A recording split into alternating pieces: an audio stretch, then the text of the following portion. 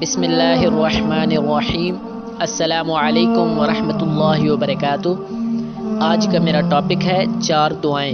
اپنے ٹاپک کو شروع کرنے سے پہلے آپ سب دوستوں سے گزارش ہے کہ میرے چینل کو سبسکرائب کریں اور بیل آئیکن کو کلک کریں، میری ویڈیو کو لائک کر دیا کریں اور اچھے کمنٹس کر دیا کریں۔ تو چلتے ہیں اپنے ٹاپک کی طرف۔ ایک شخص جو بڑا امیر تھا، ہر وقت فسق و فجور میں مبتلا رہتا تھا اور کبھی بھول کر بھی خدا کی یاد نہیں کرتا تھا۔ ایک روز اس نے اپنے غلام کو 4 درہم دیے تاکہ وہ بازار سے مٹھائی خرید لائے۔ چنانچہ وہ غلام گیا۔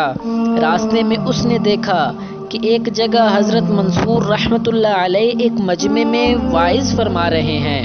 غلام نے سوچا کہ تھوڑی دیر حضرت منصور کا واعظ ہی سن لوں۔ چنانچہ وہ اس مجلس میں حاضر ہو گیا۔ اس وقت حضرت منصور ایک مستحق درویش کی خدمت کرنے کے لیے لوگوں سے اپیل کر رہے تھے اور فرما رہے تھے کہ جو شخص اس درویش کو 4 درہم دے گا، میں اس کے لیے 4 دعائیں کروں گا۔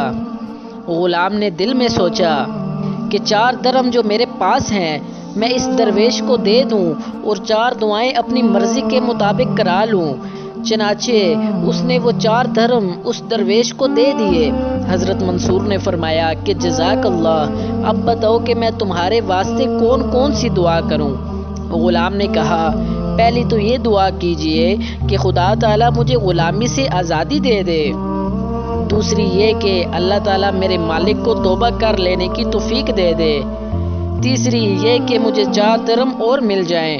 چوتھی یہ کہ اللہ تعالیٰ مجھے اور حاضرین مجلس کو اور میرے مالک کو سب کو بخش دے۔ حضرت منصور نے یہ 4 دعائیں کی اور وہ غلام یہ 4 دعائیں کرا کے گھر واپس آ گیا۔ مالک نے اس سے پوچھا کہ تم نے اتنی دیر کہاں لگائی؟ تو اس نے سارا واقعہ بیان کیا اور کہا کہ میں وہ 4 درہم حضرت منصور کی مجلس میں دے آیا ہوں اور ان کے عوض حضرت منصور سے 4 دعائیں کرا لی ہیں۔ مالک نے پوچھا کہ وہ 4 دعائیں کون سی ہیں؟ ذرا مجھے بھی تو سنا۔ غلام نے کہا کہ ایک تو یہ ہے کہ خدا تعالیٰ مجھے آزادی عطا فرمائے، اور دوسری یہ کہ ان 4 درہموں کے عوض 4 درہم مل جائیں۔ تیسری یہ کہ خدا تعالیٰ آپ کو توبہ کی توفیق عطا فرمائے۔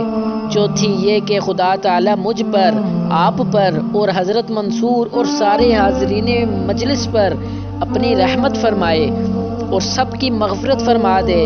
مالک نے یہ سنا تو کہنے لگا، پہلی دعا تو قبول ہوئی، جو میں نے تجھے آزاد کیا۔ دوسری بھی قبول ہوئی، لو ان 4 درہموں کے عوض میں تجھے 400 درہم دیتا ہوں۔ اور تیسری بھی قبول ہوئی، سنو میں سچے دل سے توبہ کرتا ہوں، آئندہ کبھی خدا کی نافرمانی نہ کروں گا اور کسی گناہ کے قریب بھی نہ پھٹکوں گا۔ اب جو کچھ کہ میری قدرت میں تھا میں نے اس کو پورا کر دیا، لیکن چوتھی بات میرے اختیار میں نہیں، اس میں میں مجبور ہوں اور وہ کام میں نہیں کر سکتا۔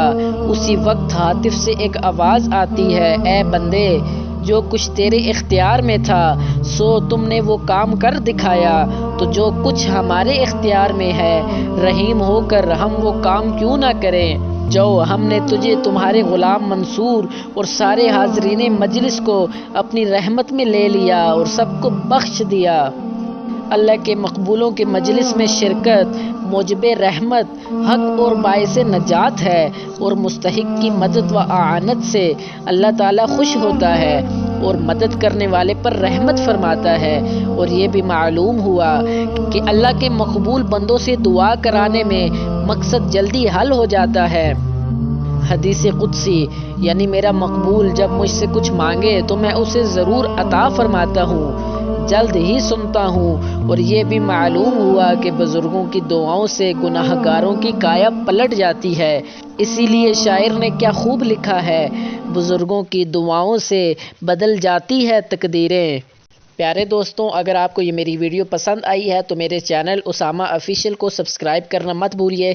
اللہ تعالیٰ آپ کو اپنے حفظ و امان میں رکھے۔ ملتے ہیں نیکسٹ ویڈیو میں، تب تک کے لیے اللہ حافظ۔